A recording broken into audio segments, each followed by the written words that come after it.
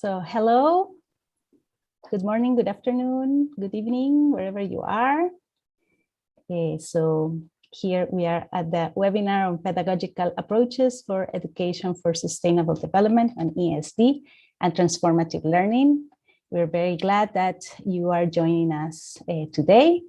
It will be great if you share with us. We are here live through YouTube and also here in Zoom. You can share with us where you are coming from, and we'll be happy to learn who is here with us in the audience. So, my name is Alicia Jimenez. I'm from Costa Rica, and I'm speaking today from San Jose, Costa Rica as well, specifically at the Earth Charter International Office at the University for Peace campus, which is located in a forest reserve in the west side of San Jose. And this is the land of the Huetares, which are the original inhabitants of this place. So the objective of today's webinar is to reflect on what pedagogical approaches can support us in dealing with today's challenging times. Also to learn about the research that the speakers of today have done in this area. So this seminar is organized by the Earth Charter Center for Education for Sustainable Development and the UNESCO Chair on ESD with the Earth Charter. So as I mentioned before, I invite you all to share your comments and questions. We'll bring your question here from YouTube to the panelists. So please, we'll love to hear from you. So to start, let me introduce you to the speakers of today. So we have the pleasure to have Bob Jickling. He's an environmental educator, professor emeritus of Lakehead University in Canada, founder of the Canadian Journal of Environmental Education. He has written extensively in the area of environmental ethics, wild pedagogies, co-edited the book Post-Sustainability Environmental Education, Remaking Education for the Future with Stephen Sterling, among many other books and articles. So welcome, Bob. We also have here Miriam Vilela. She's the Executive Director of the Earth Charter International Secretariat at the Center for Education for Sustainable Development at the University for Peace. She coordinates the UNESCO Chair on Education for Sustainable Development with the Earth Charter. She has written and edited many books related to the Earth Charter pedagogy and values-based education. So welcome, Miriam. And Sam Crowell is here with us as well. He's a professor emeritus from California State University in San Bernardino. He founded the master's program in holistic and integrative education, and is author of books such as Mind Shifts, The Re-Enchantment of Learning, Emergent Teaching, Earth Charter Pedagogy, among others. Welcome, Sam, as well. Miriam and Sam have in common that they both are facilitators of the online certificate program on education for sustainable development. This is an online program organized by the Earth Charter Center for ESD and the University for Peace. So I invite those of you interested in transformative learning, sustainability, ethics, and education to get involved in this program. This is a 4-course online program with amazing facilitators such as Miriam and Sam. And next program starts on 19 January. So we are leaving to all of you all information about it in the comments and the chat box, so you can learn about it and hopefully join us in this amazing program. So, dear Bob, Miriam, and Sam, as the Earth Charter says in the preamble, we stand at a critical moment of Earth's history. And this is a moment where we as humans are endangering the fundamental processes that maintain life on Earth. So right now, most of you know, the COP26 of the UN Framework Convention on Climate Change is taking place. Important decisions are hopefully being made right now, with a commitment to address the high risks we are experiencing with rising temperatures, etc. So in this time of change, uncertainty, stress, so can you share with us in one sentence, so in a short way, what can education do to help us address the difficult challenges we are living right now? Maybe we can start with Bob. You can open your mic, Bob. Okay. Thanks, Alicia, and thanks everybody for this wonderful opportunity to talk about important issues. I think in response to your question, there's two things I think about. One is, and it pains me to say after 45 years of being an outdoor and environmental educator, how little we've actually been able to achieve when we think about where we are now with biodiversity loss and climate change and so on. And so there's powerful forces that tend to bend us back to normal expectations in education. And I think we all suffer from and labor under those forces. So I think the single most important thing that we can ask ourselves every day when we're teaching and communicating is, what have I done today to help to disrupt the status quo? Or have I done more to disrupt the status quo today? Or have I done more to reinforce the status quo? Because of course, it's the status quo that keeps chugging us along in the same direction. And that would be one really important place to focus, I think. And I know we're short for time, so I'll pass from there. Thank you. Very, very good and provoking question. Yeah, what have we done? What are we doing to continue with the status quo? Yes or no? Okay, Miriam, can you share your reflections on this? Mm-hmm. Thank you, Alicia, and hello, everyone. It's good to be here. Well, I certainly think education has a key role to play in these critical times we live in, and probably a more important role than what we have been given it. And I think the role it can play is in helping us expand our views, our consciousness, expand our understanding on the current ecological and social crisis we live in, and also help us on how to see how they are all interrelated, no? The ecological and social crisis.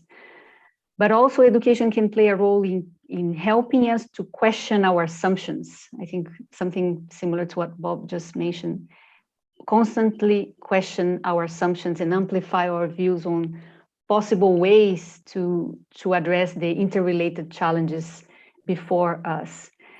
But above all, I think education has a central role in helping us move from a fragmented and short-sighted view of things to one that understands and feels the interconnections, such as the human-nature interconnection. So it has a central role in helping us to move from an ecological and ethical illiterate society, move from an ecological and ethical illiterate society as the current predominant one, to one that is more caring, responsible, and conscious society. And in other words, just to end, I think education has a key role to help us become more ethical and ecological literate human beings and citizens. Excellent points, yes. More ecological literacy we need, right? Excellent. And Sam, can we hear from you, your reflections on this question? Yeah, I love the comments already. Hello, everyone. It's wonderful being here and a part of this. Yeah, I would just take the two comments already and unfold them and suggest that what this means is that there's an urgency to our time. And education typically was, at least universal education, was developed with citizenship in mind. And I think the notion of citizenship needs to be reimagined completely. And the focus of education, its very purpose in these times that we live, is to develop a planetary citizenship, a planetary consciousness. And what that means is that sense of relationship and wholeness and disruption that needs to happen, because this is an existential crisis. This is not just business as usual. And if we educate as business as usual, we're going to be contributing to the destruction of the planet. Excellent. Yeah, I think you as well summarize as well what Bob and Miriam mentioned, and it's great to see all this synergy between your comments. So all to let the audience know that Miriam, Bob, and Sam are authors of the book Air Charter Education and Sustainable Development Goal 4.7. These books, we're gonna give you information about this book in the chat and the comments book, so you can go ahead and read a little bit about it. But let me tell you that this book was launched last year in the end of 2020. It compiles 25 chapters from 29 authors representing 11 countries, which correspond to some of the presentations offered at the Air Charter International Education Conference. It was called Leading the Way to Sustainability 2030. This conference took place here at the Air Charter Center for Education for Sustainable Development at the University for Peace on January 29 to 31st in 2019. So it was before the pandemic, so we were all here together here in Costa Rica, enjoying our company. So this book contributes to the implementation of the Sustainable Development Goal 4.7, highlighting how their charter complements the Sustainable Development Goals. But also readers of this book can find a wealth of ideas on pedagogical approaches and research on the use of the Earth Charter in education and from renowned educators. So we'll hear from the speakers of today a little bit about their chapters and what they share in this, so you can get a glance of what is content here in this and learn more about the research of the speakers of today. So we'll start with Miriam.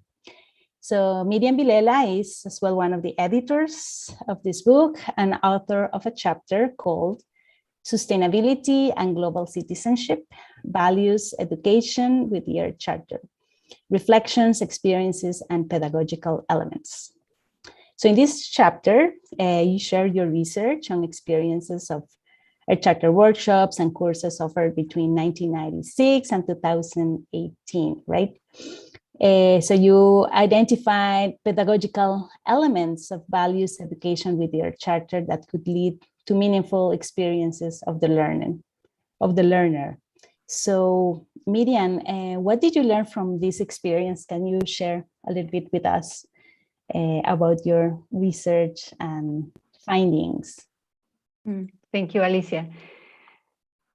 So this research is, of course, part of the core of the work we do here, which has a specific interest in that intersection between the notion or idea of sustainability and earth ethic, but also the notion of how to bring that to education in a way that is transformative. So let me start sharing with you 3 questions that I have been dwelling with for the past 15 years or more, that I think were part of what triggered my interest in doing this research. The first one is, what values are being cultivated through the current education system or through the process of teaching and learning? What are the values that are we actually cultivating through those processes of teaching and learning? The second is, are we cultivating a culture of care and respect for the large living world? Or are we cultivating the values of unsustainability through the processes of teaching and learning. And the last question is, can we or should we make the values and principles of global citizenship, the values and principles of an earth ethic, of sustainability, more visible, more direct through education system? And if so, how? How can we nurture and cultivate such values through our education system? So to answer that question, I of course I wanted to look at what was going on in terms of how their charter has been used. And has been used in education. And it was certainly inevitable to look at not only my own experience, but the experience of people from around the world. So I'm gonna quickly share with you the gist of the findings. So the question was, okay, what have been key pedagogical elements of Earth Charter or values-based education through the lenses of the Earth Charter? And to answer that kind of question, I examined 126 experiences of education projects that are using the Earth Charter in 37 countries in all regions of the world and in all different education settings: formal education, non-formal education, primary school, higher education. But I looked at more closely into 44 of these experiences that I was looking at and studying. But it was inevitable to look at my own experience. It was not just looking at what others have been doing, but also my own experience in the fact that the first Earth Charter workshop, or the first workshops around values and ethics of sustainability that I did was not in 97, but it was actually 96. I was very young, but I was given that challenging task to figure out how to make it happen. So I went back to the 96, 97, 99, around that time, to try to identify what happened there. And I wanted to highlight that this workshop that we organized with children actually in Costa Rica was a 3-day workshop with over 100 children in 97. And I think that workshop really already encapsulates a lot of my findings at the end of 20 years after. And I will share with you afterwards. And then there was also a crucial moment in 99. We had a workshop to look at how to internalize, how to cultivate these Earth Charter values with the Earth Charter. This workshop was held here in Costa Rica with the cooperation and support of the Fetzer Institute. So I'm just pointing out to this tool because this, I think, served as the basis for many other things that evolved after 96, 97, and 99. The basis in terms of pedagogical approach of how to address these questions. So I looked at these 126 experiences, but more closely into 44 of them. And one of them is this Earth Charter board game that was an experience that was developed in Brazil that looks at the Earth Charter and brings it to a board game, but in a fun way, using storytelling, using a lot of reflection, a lot of dialogue, and etc. Another of the experiences I looked at was this one that was developed in the UK by a group that looked at stories, again, examples, and linked these stories and examples with the beauty, as you can see, of photos, of images, and connected them to Earth Charter principles. And a number of people have been using these pictures of success. You can Google and find it, picturesofsuccess.org. It's basically a collection of photos and postcards, but that are linked with stories and real examples that are related to each Earth Charter principle. So, but on that way, as I was walking through this question that was triggering my interest, I could I am often confronted with some perceptions with regards to values-based education. And one of them is that the values-based education is often perceived as religious education, vertical and rigid, but it's not always the case. Values-based education is carried out in a vertical, authoritarian, and transmissive way. So that's a perception that many have. So this is just one of the things that I found on my way, is a perception that, oh no, values-based education can only be carried out in a vertical, authoritarian, transmissive way, limited to theory, abstract, disconnected from reality, but it's not always the case. That's what I found out.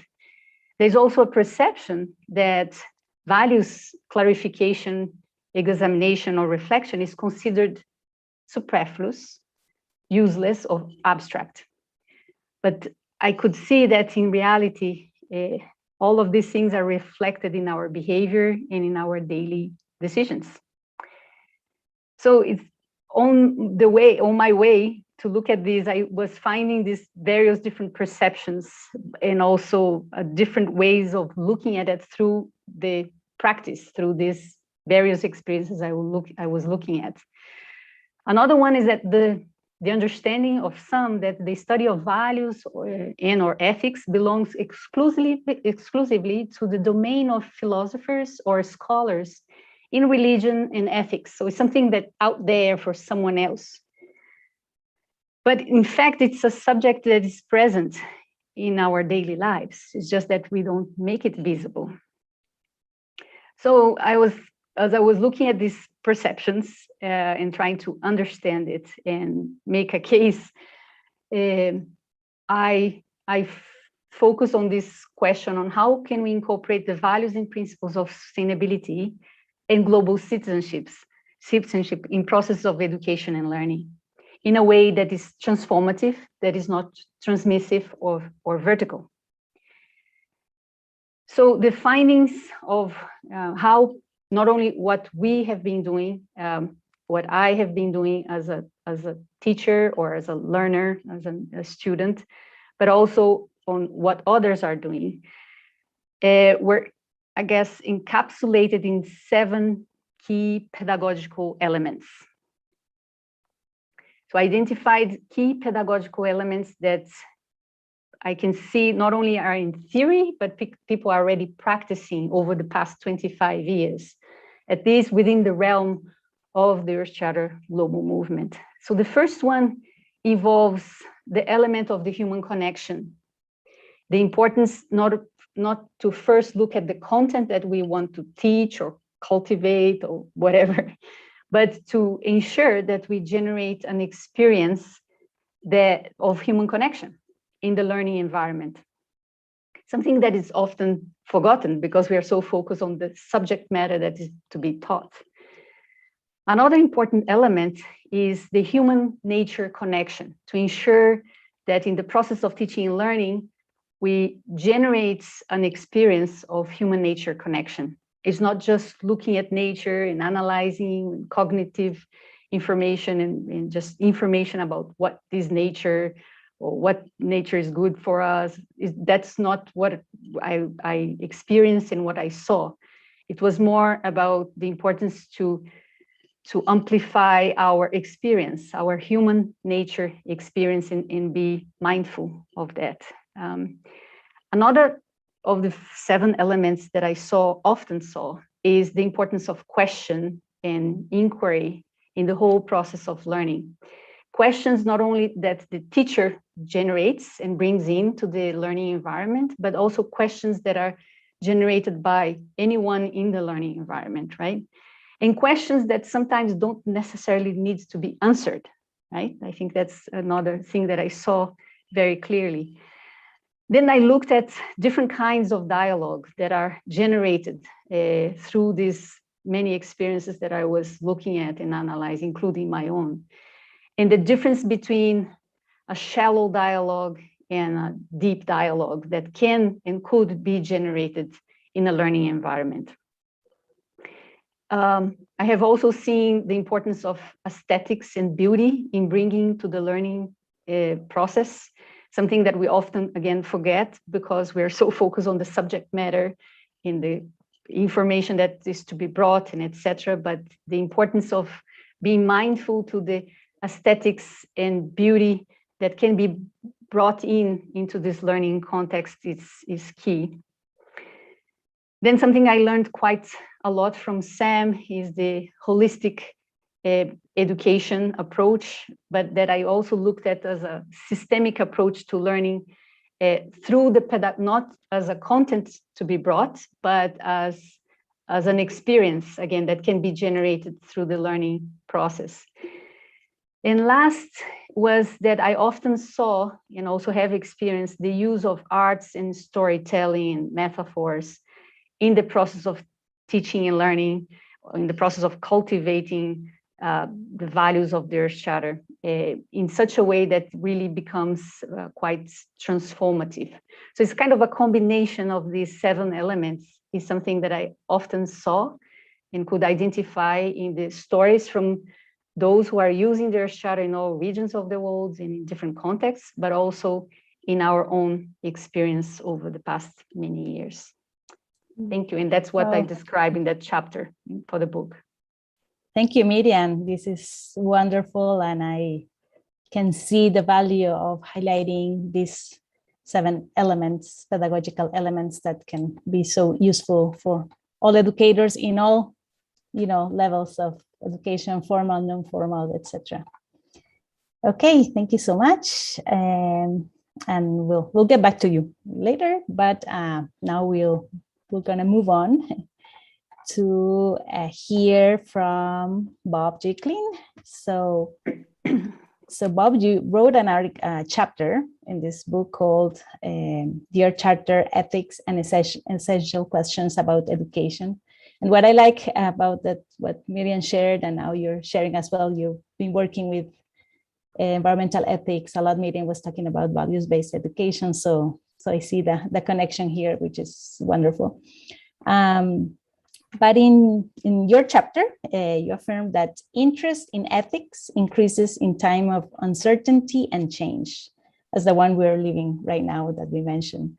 And you proposed a heuristic designed to help educators reflect on their own conceptions of ethics and education, to help them make decisions about content worthy of inclusion in their lessons, and examine the ways that this content might be educationally presented. So can you share with us what is this instrument and how educators can use it, and expand on your experience as well? Thank you. Sure, I'd be delighted to. I'm just going to switch to a little presentation myself, and hopefully that's gone okay. Is that okay? Yes, sure, please. Just a minute. Have I brought that up? No, we don't see it yet. Okay, hang on for just 1 second. I have not used Zoom quite as much as you guys have. Don't worry. I'm not. There we go. Share screen, and now I just need to.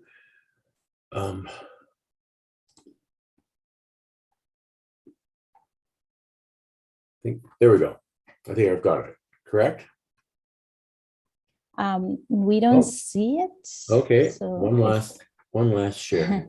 It's share screen. Share screen, and then you need to hit another button to say share. I'm just trying to get my cursor on that button.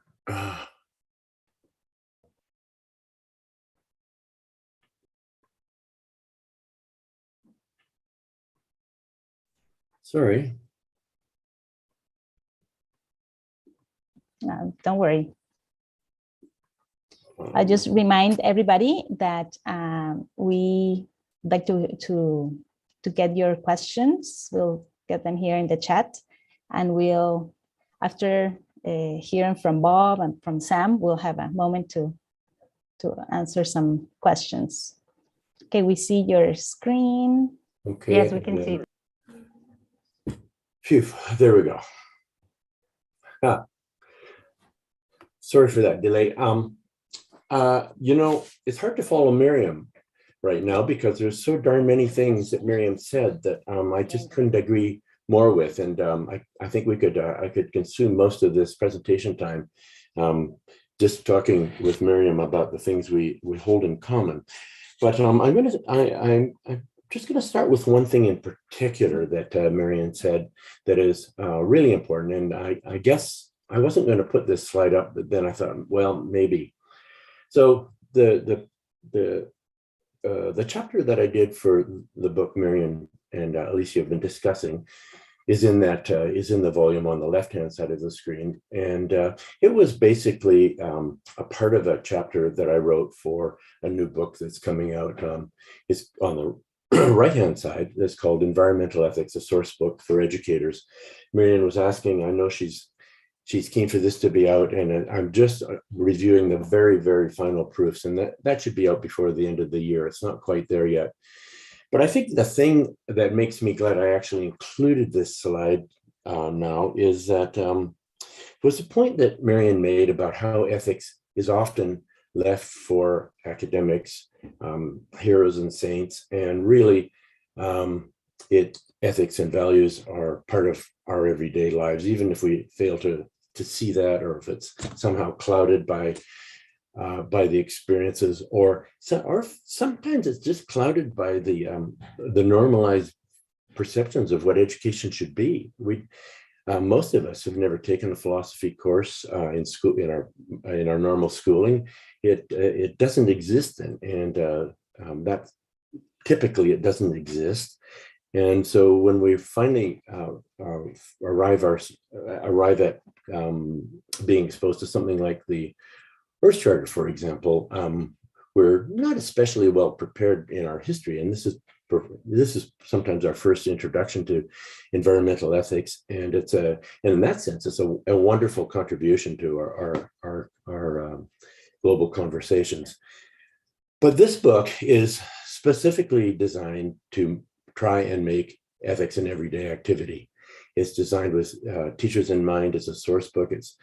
We realized when we set out to produce this book that ethics can be, for all the reasons I've just given, a very scary enterprise. It's often confused, as Miriam said, simply with religion and or other very narrowly conceived ideas about what ethics can be. And so this book is consciously trying to open up that space, trying in its own sense, getting back to the comment I made at the beginning, trying to disrupt the status quo, trying to make space for something that is so often pushed aside or simply not engaged with it because it's just so darn scary. So I think ultimately, with my initial comment and with the beginnings of speaking about this chapter, which is the last chapter in the ethics book, and it's the one that Miriam asked me to speak about both in Costa Rica and today. I guess the piece that's so important is that we need to find ways to look more expansively at education. We need to look at it with more nuance. We need to understand that both ethics and education are enormously more complex than we have normally time to think about in our everyday lives.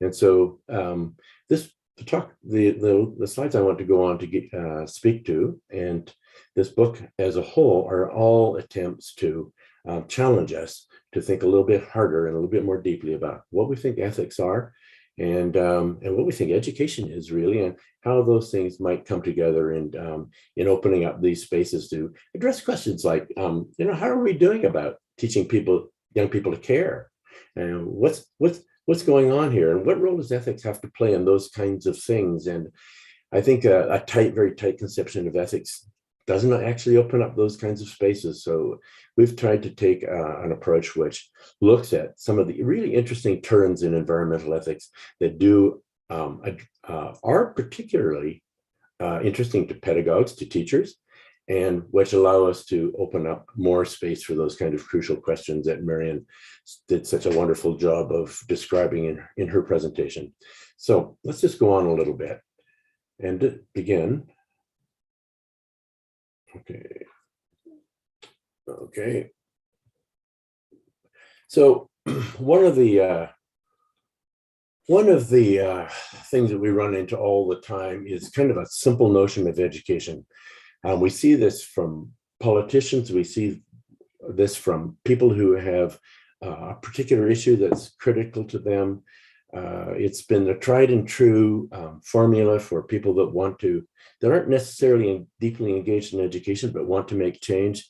And it's this idea that we can somehow identify the knowledge and skills that are needed to promote whatever it is, climate change education, business education, what have you. If we can just find those bits of knowledge and skills, we can just dump it into an empty mind, and all things will be well. And of course, this is kind of a 19th century view of education, and it persists to this very day. In fact, for those of you that have been involved with environmental education for a while, or those of you that have looked back at some of the history, this is exactly the language that was used in the Tbilisi Declaration in the 1970s, and it persists to this very day. This is just not good enough. And so I guess this little heuristic that Marian spoke to is meant to be an attempt to challenge these notions and provide just a few tools to begin this much more complicated process of opening ourselves to new and different possibilities. And we'll start with a general heuristic, and then we'll move on to seeing how we might enrich our understanding and possible use of the Earth Charter as well. So on to the next one. So what I might have asked is for everybody attending is to imagine what your view of ethics is, and then we might have used this heuristic and placed you on this spot. Place you in a spot on this little four quadrant heuristic. I suppose, well, first of all, this could be used for examining how we feel about ethics, but similarly, the same heuristic can be used for thinking about how we think about education. On the horizontal axis, on the one hand, we have a kind of an authoritarian approach. We've all had authoritarian ethicists and authoritarian teachers in our lives, and that isn't always a happy experience. And on the other hand, we have a kind of ethics engagement that's very citizen-oriented, very participatory, and involves a great deal of social learning. On the vertical axis, we have this notion, which is very much reflected in the quotation or the little slide I just showed, that education is something that we know about. We have the, for want of better terms, the skills and the knowledge, and all we need to do is dump that into those empty vessels and transmit that, and that will be our mission.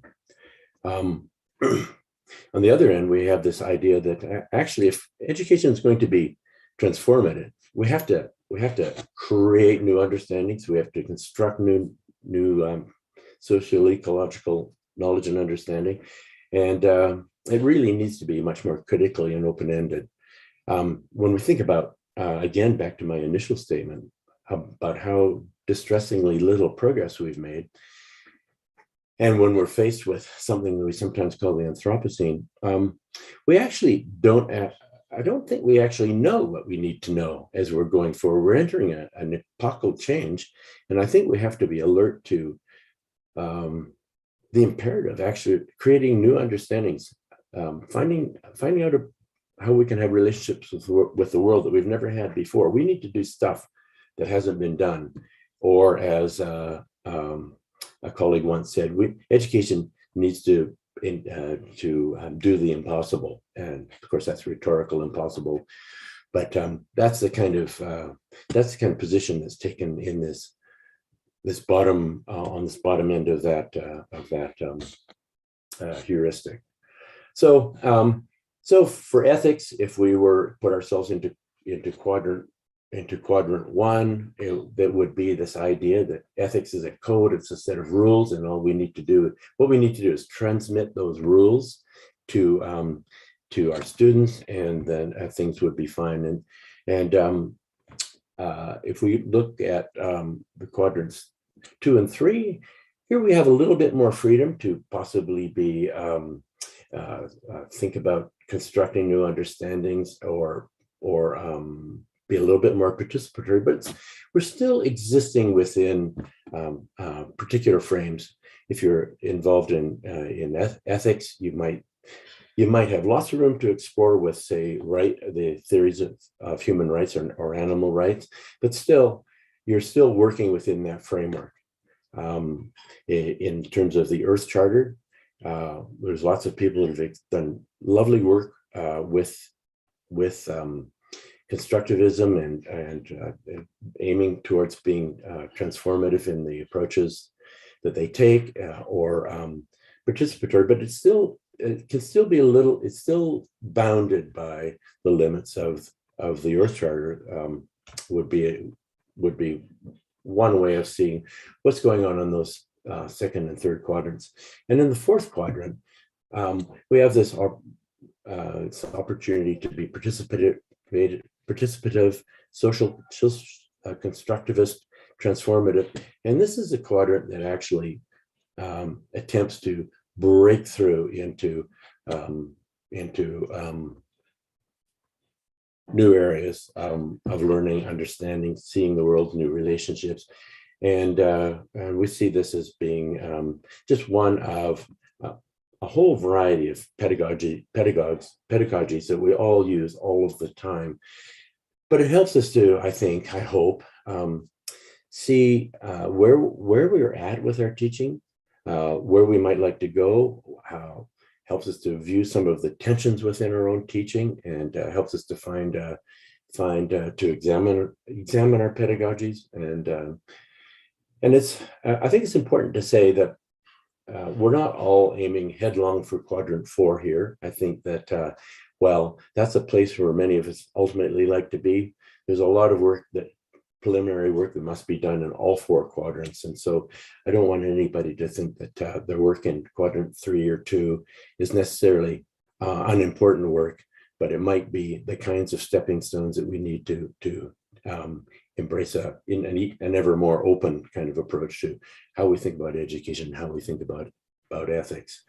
So in that Bob, thank you. So we are a bit running out of time. So I don't know if you want to just conclude with this idea of the quadrant, which is so interesting. And yeah, so it's good. So two quick slides. If we think about this in terms of the Earth Charter, and that's one of the things I was asked to explain, we go from kind of a big brother approach to Earth Charter, where it's a set of rules to be our guidelines that are solid and to be adopted, through to this idea that the Earth Charter is a stepping stone to ever more creative and imaginative ideas about ethics. And one last thing that comes out of that are a series of questions that I'd like that I take from the explorations as we move toward that 4th quadrant. Here's a final series of questions that I think are worth thinking a little bit about as we try to make ethics an everyday activity. Why don't people care? Where does the moral impulse come from? That is the urge to act. Where does it come from? What do we need to do about that? How do we think about that? Ethics. Must we rely on duties? Can ethics be, and that's a whole way of approaching ethics, that we're duty bound. If we hold principles, we're duty bound. On the other hand, can ethics be joyful? Can ethics be grounded in abstract principles? Or do they have to arise out of lived experiences? So I suppose those are the questions that I've taken away from my work with this heuristic, and they're the questions I've taken forward into that little book that I described earlier. So I'm out of time, so I'm going to stop sharing and I'm going to stand back for a bit. Thank you. Thank you. That was a lot to cram into a little period of piece of time, and there's, of course, a ton more to discuss. But thanks for giving me that little opportunity. Thank you, Bob. Yes, the time is is the challenge we have today, right?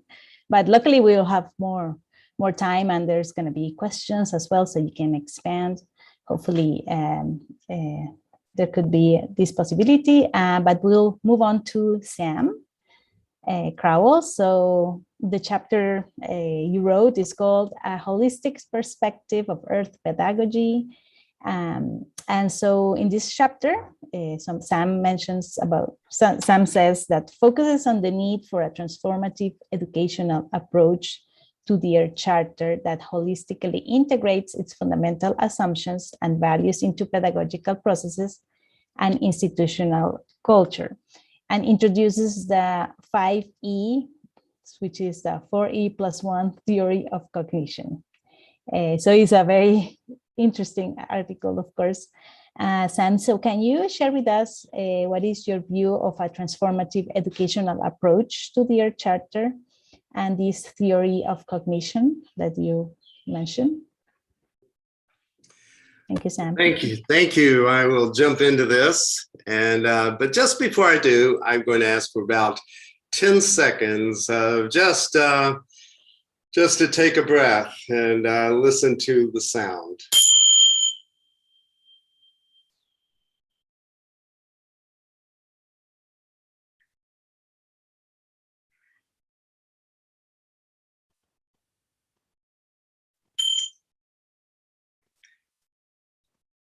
I appreciate what Marianne and Bob have already presented, and it's so rich and so full. So I feel that way. I needed the time to just take a deep breath. And I thank you for the opportunity. I want to acknowledge, first of all, the Abenaki people where I am, the land that I'm inhabiting. My own ancestors are the Aniumuya, but I also want to acknowledge all of our ancestors, of those listening, those who have come before us, the future generations that are coming afterwards, and I want to acknowledge those who are suffering hatred and marginalization and invisibility in our world, in the planetary home that we inhabit and live. And so I just feel it's important before I say anything to acknowledge those, and to also acknowledge each of the persons watching today, and the intentions and hopes and dreams that they hope to manifest in their lives. My chapter was a descriptive journey, I guess, of my growing awareness of kind of a pedagogical consciousness, a holistic understanding of the world, and how to incorporate that first into education, and then later into the issues of our time and into sustainability. And the Earth Charter really helped me in that journey, and in processing the shifts and changes that I experienced. And I think all of us kind of are on a journey, and if we're educators, whether it's formal or informal or non-formal. It reminds me of my granddaughter, who was having some difficulty reading. She's a good reader, but she expressed some frustration one day to me. She said, "Granddaddy, the words don't sound right in my head, so I don't want to read. The words don't sound right." So I was just taking that in and listening to it. And I started to realize, wow, there's a lot going on in education. I started seeing it out, not only within her experience, but outside, metaphorically. There's a lot going on that just does not seem right in the head. It doesn't resonate, it doesn't come together, it doesn't cohere. And this disconnect between not only what we are teaching, but how we teach becomes larger and larger. that space of disconnection. And so it concerned me and it threw me into this work and in that sense of things don't seem right, because we're looking at especially in sustainability education, we're looking at ways to inhabit this world, and yet the ways we teach about inhabiting that world are often still laden with the conventional processes that are expected. So that's why I said earlier, we need a radical transformation of the purposes of education. Early on, the holistic perspective of education used Jack Miller's work just beautifully. And he set up 3 basic categories that he suggested needed to be in balance.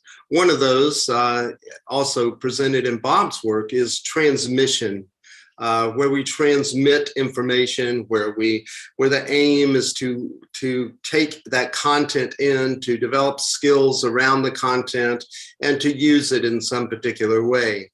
The second aspect he noted in a holistic approach was transaction, where we participate together, where we start to inquire, problem solve, inquiry teaching, where the aim is to make decisions and skills and to grapple with whether it be ethical issues, moral dilemmas, or content itself.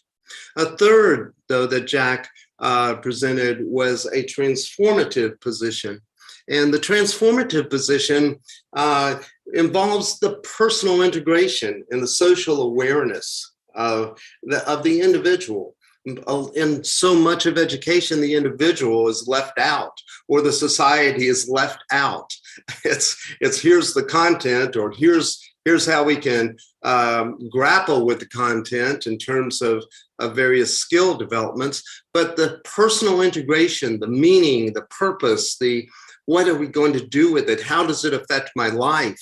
Those are things that are often left out. And from a holistic approach, that becomes actually rather central, because we are looking at the entire aspect of the person and the child. And so I was very moved by that. And there are ways of each one of these, as they come into balance, have different kinds of assessments.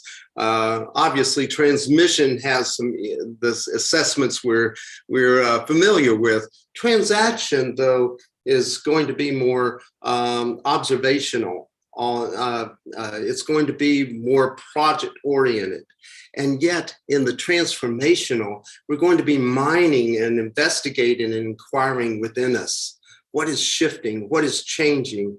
How is my conscious awareness repositioning itself in the world I'm a part of, in the world I inhabit? So these things were put into our programs in holistic and integrative education. And as we moved along into this holistic frame of relationship and interconnection, I became more and more interested in the research in the socio-neurobiology and how those guided holistic understandings. And we started to see how the combination of things from a mental, emotional, social, physical, environmental, and spiritual aspect all come together. And each one of these has aspects. We can't learn without having emotions. It's impossible. Damasio's work has represented that. We have emotional context within every cell of our body. So to say we can learn objectively without an emotional frame is ridiculous. It's just untrue. It's unfactual. And yet we operate sometimes in schools as if we can do that. The social element, we are social creatures. The brain could not even have evolved without being socially interactive with others. We are tribal in that sense. The psychology tells us in attachment learning that we are bonded together, and we need relationships that support us, that have our back, that lift us up, that provide us with imaginative possibilities. The physicality of learning is that we are physical beings, and to sit there and not move is anti-human. I mean, our large muscle systems actually help us help our memories, our movement, our play. All of those make us parts of who we are, and when these are brought together, they have huge impacts on our learning and in our lives. And we know that environment is not just out there someplace, that we are taking in the environment and we are shifting and changing the environment at the very same time. That sense of emergence is constantly happening and transforming who we are and what we are and how we are in our environment. And the kinds of environments, Miriam mentioned, aesthetic, active, experiential, those are significant. And if we're in nature, then that changes our whole perspective. Forest learning, tree bathing, all of these things, they're just not out there someplace. We are affected by our environment. And finally, the spiritual, I don't want to say finally, because woven into all of this is a spiritual sense of who are we? What's meaningful in my life? What's my life about? Why am I here? What are my purposes that I can internalize these and make a difference in the world? What gives me meaning? What gives me joy? What motivates me to act and make the world a better place? And these are important questions. So this research we put also into our program and started using in relation to the Earth Charter, in relation to sustainability. Because sustainability is not just an issue, it's not just a goal, it is part of our mental, emotional, social, physical, environmental, and spiritual lives. So getting to this cognitive sense of knowing, the 4 E, and plus one. Let me just give you the 4 E's, and then I'll try to wrap it up. Embodied, cognition, our very thinking, our ways of knowing is embodied. We can't get out of our body to know, it's embodied. Our learning is tied to our nervous system, is tied to our brain, is tied to our movement, is tied to our hunger, is tied to our thirst, is tied to our body. It's embedded. It's embedded in context. And if we aren't providing context to what it is we're studying and learning, then learning will have no meaning. It will be dumped. And so context is really, really important. And not only are we in context, there's a cultural context, there's a linguistic context, a context of place. And so it's place-based, where Bob lives in Yukon, and and that place is really different from California. And so where we are and who is part of who we are, it frames our activity, it frames the way we think, it frames the way we prepare, it frames the cultural context. So all of these things are embedded in learning. And it's extended is the 3rd E. Embodied, embedded, extended. Extended means it can be moved beyond where we are. It can be, what we learn can be placed in the context of a community. It can be put into action in a community. It can be put into action in our own lives to doing one thing. It can be extended in the sense of being creative, of feeding and nurturing our creative lives. And really importantly is the imagination. How can we imagine a better world? How can we imagine a world that is not destructive of the environment? How can we imagine relationships that are buoyed on love and compassion and care and justice? The fourth E is inactive. ENACTIVE. And here we have an integrated frame. It's integrated. We couple with the environment. We couple with the information. In other words, we become one with it. The integrated comes from the root word for integer, which means non-separable. It can't be divided. So when we bring things together in an integrated way, it can't be divided from who we are. And when we're talking about a shift in consciousness, we're talking about who we are being transformed and shifting, not by someone, but from our own internal processing, our own internal awareness and mindfulness and understandings.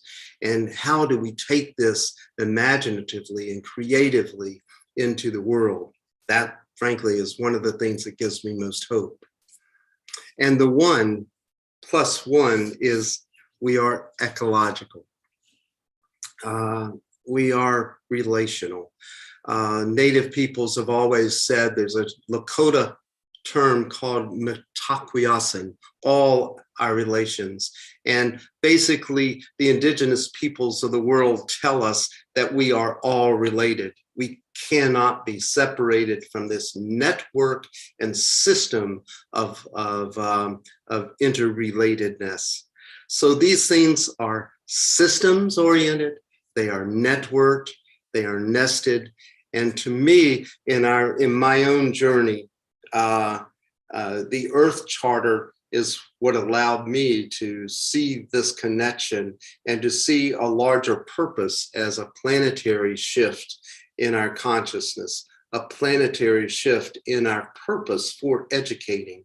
And when we focus on who we are in the context of our knowing, and we tie that to an ontological and a grounded sense of our being, then education, to me, starts to come together in a very forceful way that has possibility and hope to it. I'll stop there. Oh, thank you so much, Sam. Oh, I really like, and for me in my mind, I don't know what's happening with the rest of you in the audience, but I've just, interconnecting all of the things that you, Bob and Miriam, have been saying, all this, so amazing pedagogical approaches. So all this, what we can take as educators in mind to make, to practice more holistic education, as you are saying. So let's get some questions from the audience. Sorry, I closed my mic. So Anupan Sarat was asking Bob if you can share your wisdom on how education or meditation can bring us courage to move from the status quo. So that's one question for Bob. Maybe I'll read all the questions. Well, no, let's hear from Bob, and then I'll have another one from Miriam, and then for Sam.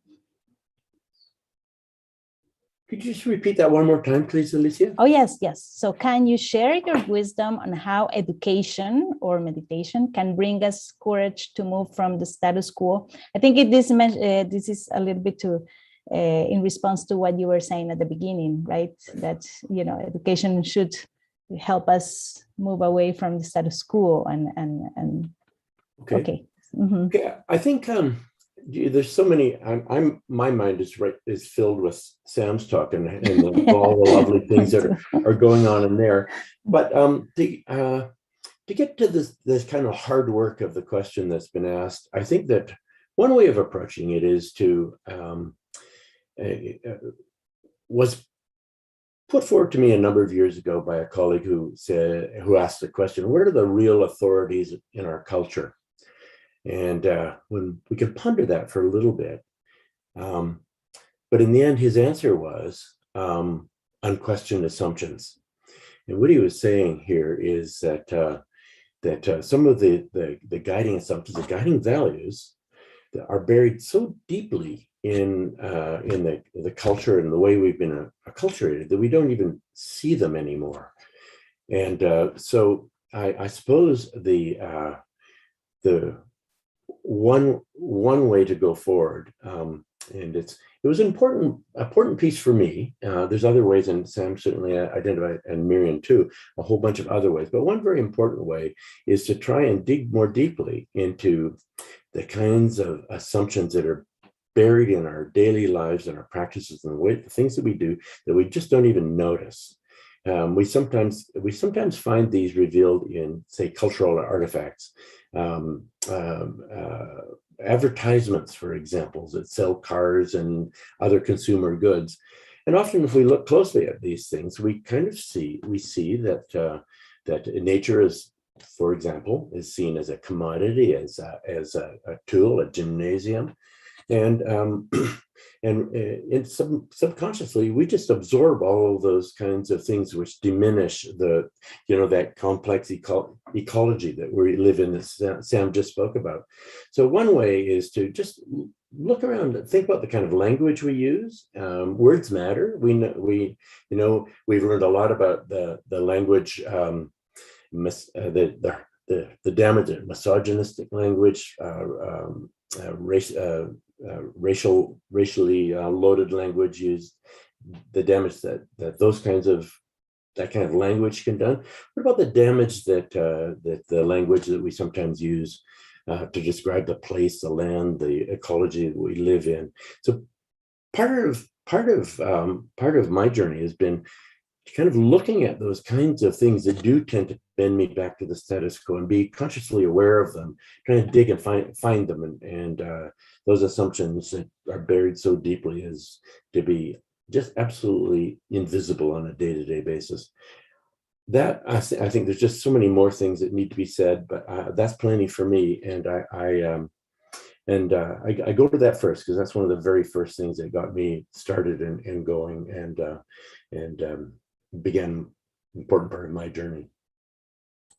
Okay, excellent, thank you, Bob. And so there's a question from Paul Friedman on YouTube.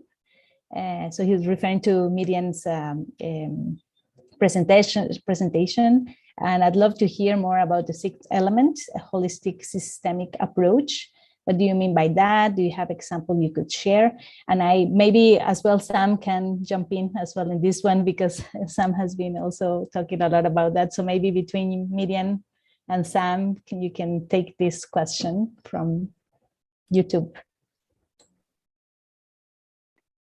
Thank you. The question on holistic approach, I think I answered that in written, but I can elaborate a little bit.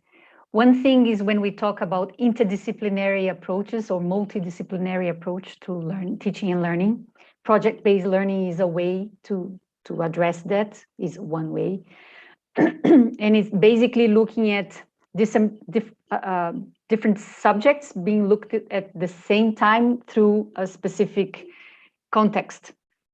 Another thing that is complementary, I think, at least in my view to that, is holistic education is when we are mindful of the whole being. And it's something that, of course, Sam often talks about. And it's something that I have seen a lot in the cases that I have been looking at and analyzing. It's when we manage to bring our cognitive, our emotion, our hands, our body, our hearts, all through one education experience. Yes, that's what I was referring to. Sam? Well, I don't have a lot more to add, but what I would say is that sometimes holistic education is perceived about how we teach. In other words, how we bring things together. I think it can also be actually a perspective that is taught. In other words, we are not divided. This is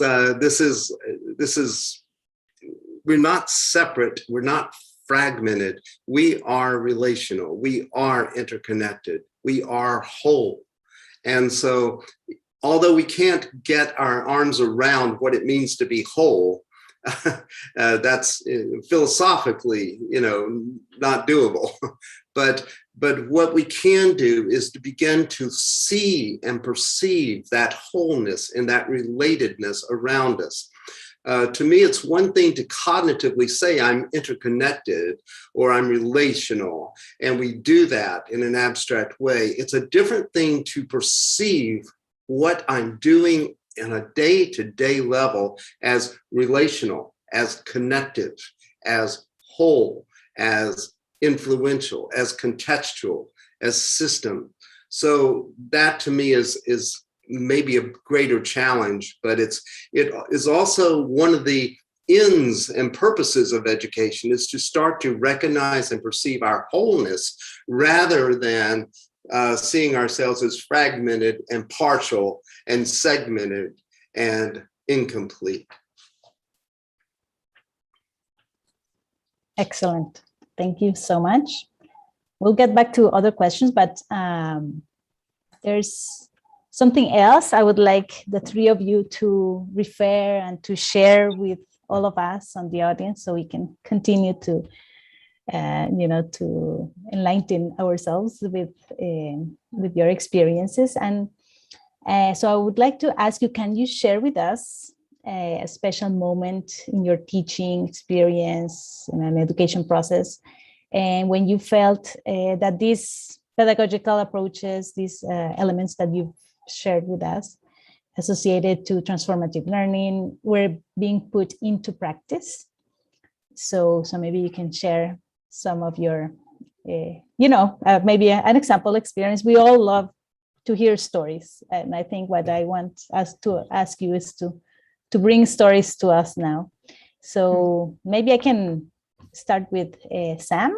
Maybe you can bring us a story that we can learn from you. Mm-hmm. All right. In my in the master's program in holistic education, every course was accompanied with a wilderness retreat. And we would go into the wilderness. We had places to stay, but we would actually teach in the wilderness setting and do art and things like that. At the end of the day, we would be around a campfire and process some of these experiences. And so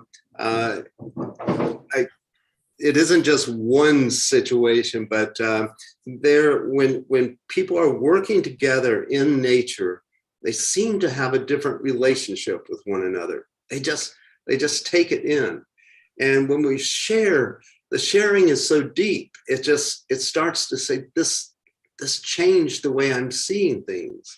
This happened, and it made me sad and cry.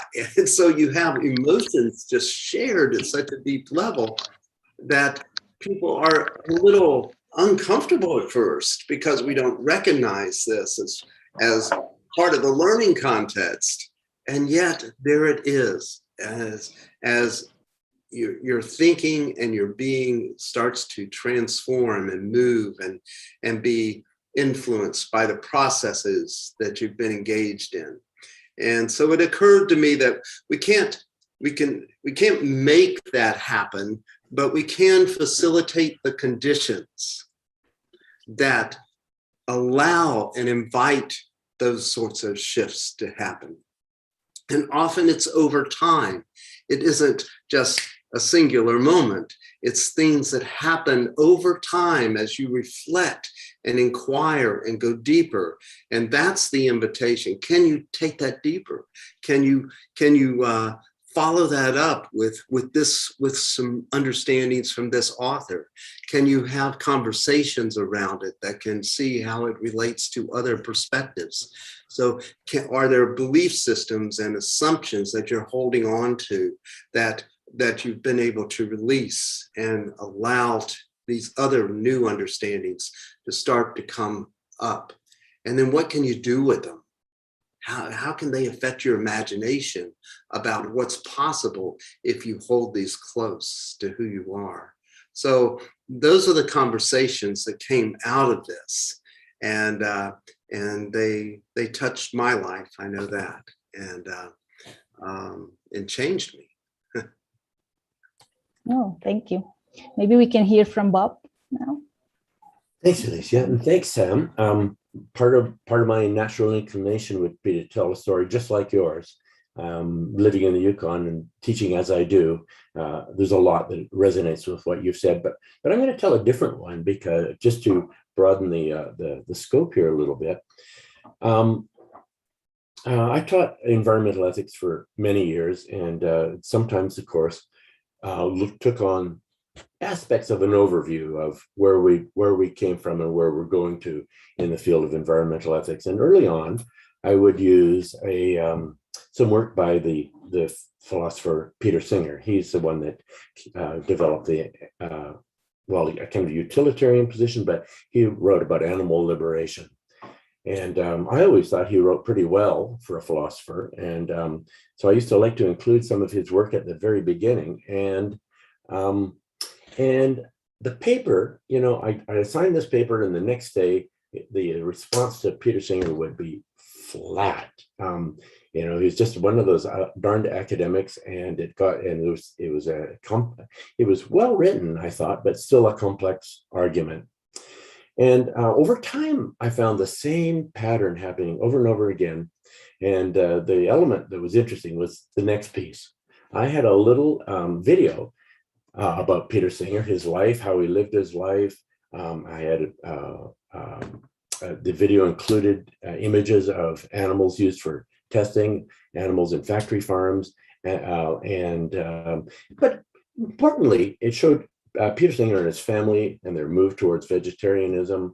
And it was the most transformative piece was to show that video. Suddenly, Peter Singer made sense. And it was the piece that you mentioned, Sam, that was so important, is the emotional piece. The abstract stuff that was flat on the page, while it was pretty good in many ways, it didn't connect until we added the emotional piece that came through in this video. Now the abstract and the logical all made sense, and to the extent that over and over again, people immediately declared that they took on vegetarianism. It was that transformative. I was staggered by how often people were moved to the point of actually changing behaviors of course, we never know how transformative these experiences are, because we seldom hear from students 10, 15, 20 years later. But just as you said, once we connect some of the cognitive and the logical with the emotional, suddenly sparks happened, and that happened over and over and over and over again. That people were moved with the combination of things that never occurred with the simple papers, and so that was I always remember that story when I think about what it might take to be truly transformative rather than superficially. So I'll stop there. Yeah. Yes. Wonderful. Makes sense. All of what we heard from all of you at the beginning, and now it's, with your stories, it makes all the sense. And that's true. This holistic perspective, when we include all these aspects, transformation happens. Can't control it. We probably will know, but if the conditions are there, will happen for sure. Miriam, can share with us? So I, of course, can relate a lot to what Bob and Sam have just shared, but I would like to bring this element of story sharing, storytelling, stories and arts. And I have seen this in so many different occasions. Sam and I have co-facilitated a course here for several years in Costa Rica. And we can talk a lot about theories and concepts and ideas, but when we open the space for stories not the stories that we bring as facilitators, but stories that the participants bring, things change. And this is, again, is something that we cannot control as facilitators. It's something that emerges out of the process. So when we are able to bring stories and arts into the process, there is always something that change. And I think inside that experience, and it's something that I have seen from the 1997 experience we have had with children, and but also with university students, even with people from the private sector world. I have seen the same pedagogical element around stories and arts in these different contexts over the years. So when we bring students, like at least in our experience with Sam co-facilitating a course here in Costa Rica for several years, is when we are able to bring students outside in our garden, in the forest that we have right here. And we ask a question for them to identify a life story of their own and allow them to reflect on that story that connects with a value or principle of their charter. So connecting with a principle, an idea with a specific life story or incident of their own. And then allow them to share through a dialogue their own stories, and then share it through in an artistic way. There's so many things that happen there, right? There is a space for self-reflection. There is a space to dwell within a question. There is a space for dialogue. There's a space that we offer for them to connect among themselves because they're sharing their own stories. And within that, they're also co-creating something. So there's a lot of things that goes on in that exercise that I would almost dare to say that all these several elements that I have shared before are all there in one exercise that is around sharing stories and then using arts as a way to communicate at the end. So, but I want to just add one element to this, because we have been doing that for several years in a face-to-face environment right here. But in February this year, I was teaching a course here at the University for Peace, and I have to admit the students surprised me because I was not used to bring that element into a virtual setting, like online teaching. It's something that we have been doing over the years, but we have not done so much with the use of stories and arts in the same way. I always thought, oh, it's so much easier to do that in a face-to-face environment. But when the students actually showed me that it can be done also in an online environment. So anyway, the elements that I think it's quite impressive from what I have seen that really generates some sort of transformative learning that we cannot control because it's something that is generated and co-created by the students, is this element of storytelling and the expression through different artistic ways and language. In that we can see heads, hands, hearts, emotions, interactions in one element. Thank you.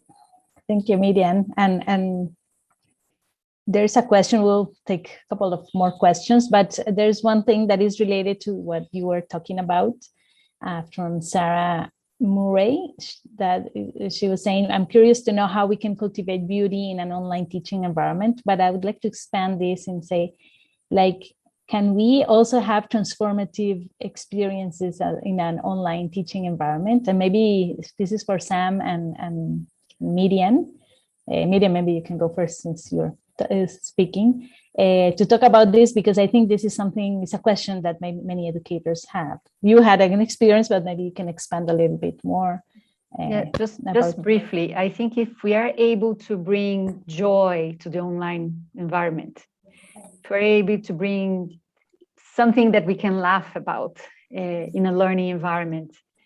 And as again, just to mention, I learned from my students in February this year that we could use sharing stories and art and the beauty of art through music and drawing in an online environment is not something that I brought in the online environment. I learned from the younger generation that this actually can be done, and it actually sparks this notion of, I think it brings us to a deeper level of feeling, not just thinking, but feeling. Mm-hmm. If we're able to bring these elements of beauty and art through an online learning environment, and basically it's offering the space for students to come up with their own creativity in, again, sharing stories through the language of arts. Mm-hmm. Okay. I don't know, Sam. Yeah, Sam, if you want to mention something, especially with the online certificate program that you also participate, Miriam, as well. Have you seen? Just two brief questions or comments. One is, I think one of the things I've tried to do in the course that I teach is to try to make it multimodal, especially when it's asynchronous, where there is music and reading and presentation and so forth, where there is a sense of an aesthetic that can be developed. The other thing is that I found that the forums themselves, where the stories are shared, become so rich, because we typically in this program work with participants all over the world, and their contexts are so unique and so different, and so inspiring, I must say. I mean, I've read these stories and had tears in my eyes. So it's just, I learned so much, and I'm so deeply moved by the stories and circumstances that are shared. And it deepens all of our understandings of what sustainability actually is. And regarding that, I'm just going to quickly say one thing here.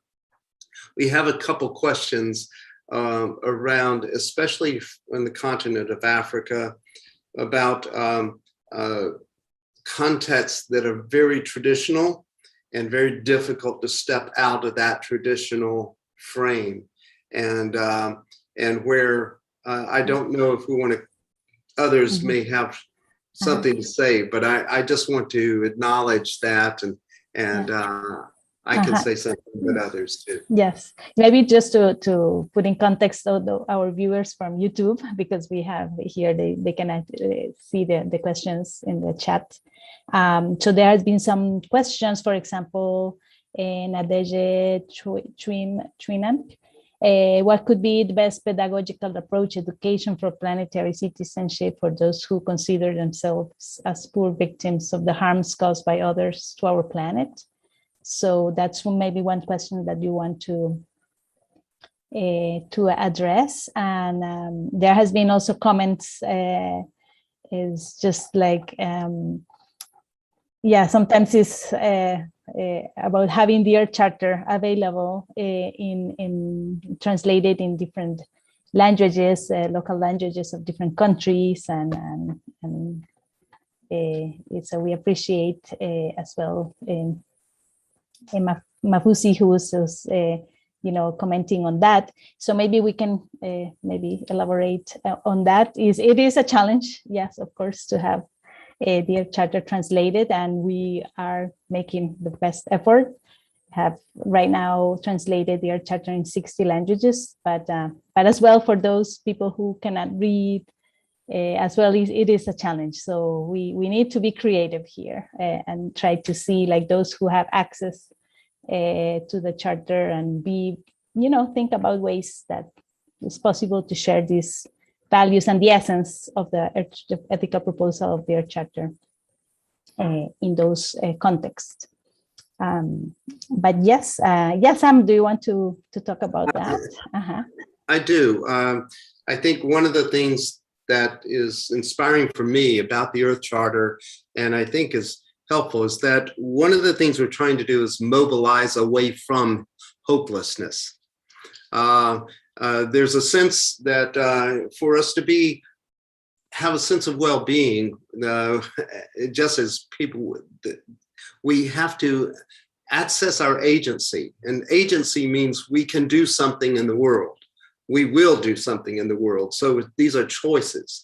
And so hopefulness is not just it's an attitude, but it's a choice to be active. And I think part of what the Earth Charter is doing is helping us learn how to create collective action around sets of understandings and values and intentions that are so very, very important. And one of the things in conventional settings that we've talked about in various contexts, both the course in the summer and in the certificate course, is that there is a meta curriculum.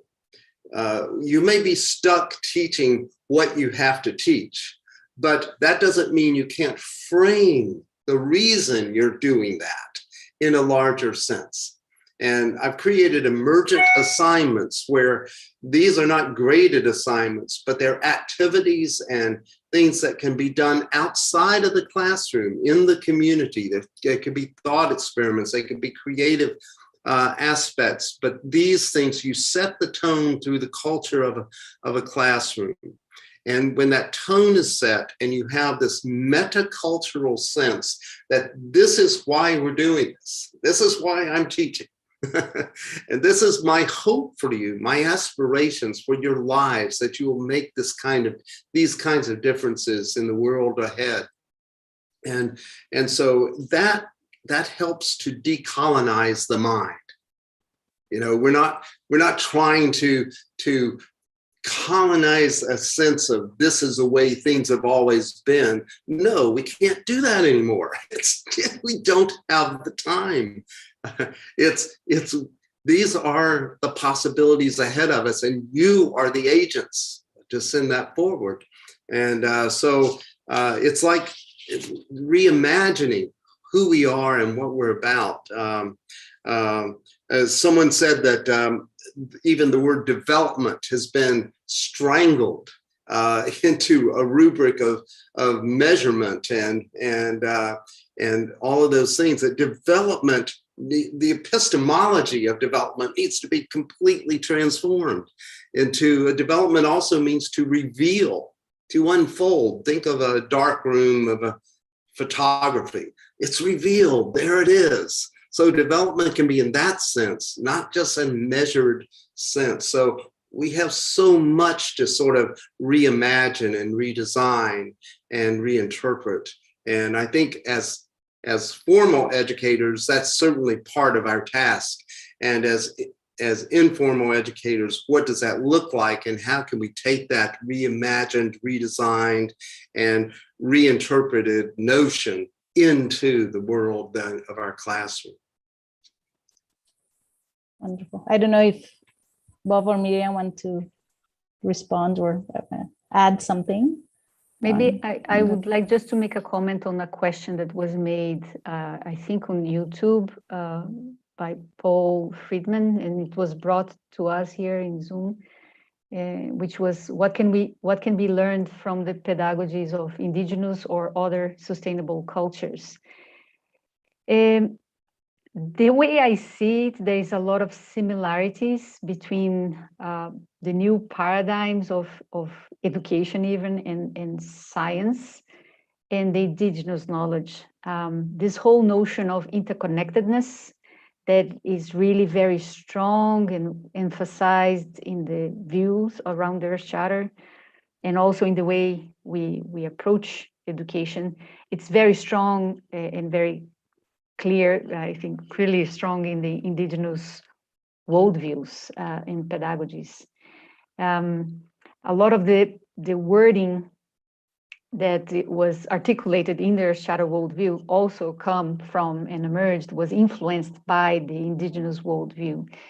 I had the opportunity to actually interview not long ago Tiokasan Ghoshorst, who is a member of the Lakota Nation, and precisely asked him that question about how learning takes place in the indigenous